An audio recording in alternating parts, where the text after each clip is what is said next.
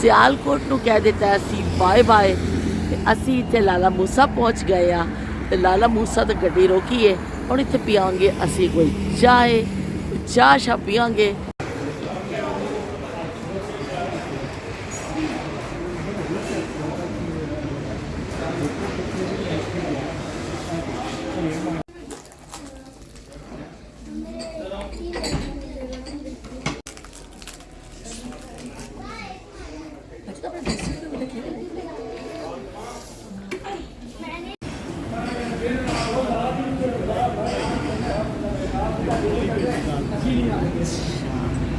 बड़ी ज़बरदस्त हाल है आपकी।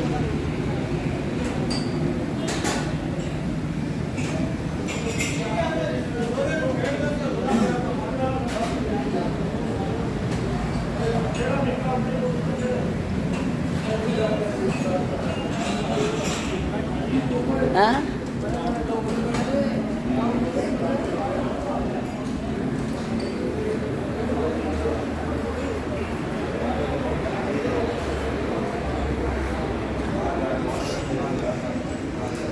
लाला मूसा नूं कह रहे खुदा हाफिज़। बड़ी मज़ेदार दाल खाधी।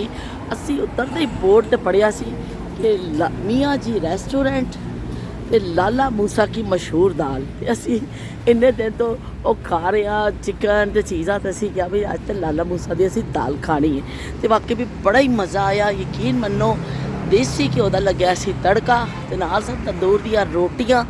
ते बहुत ही मज़ा आया सानू इत्थे खाना खा के। चलो बई असी हुण बैठ रहे हैं दोबारा गाड़ी विच।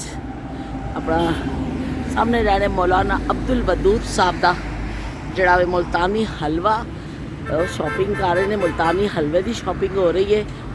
आयमा एंड फैमिली खड़े होके शॉपिंग कर रहे हैं। मुल्तानी हलवे को खरीद रहे ताकि उसे जाके रज के बह के कमरे से बह के सुकून के नाल खावांगे मुल्तानी हलवा।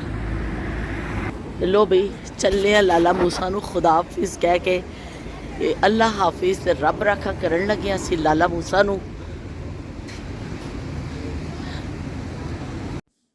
इस्लामाबाद असी पहुँच चुके हैं। तवील सफ़र से पर थकावट भी खासी हो गई है। इस्लामाबाद शुरू हो गया है। रात का मंजर तुहानूं नज़र आ रहा है।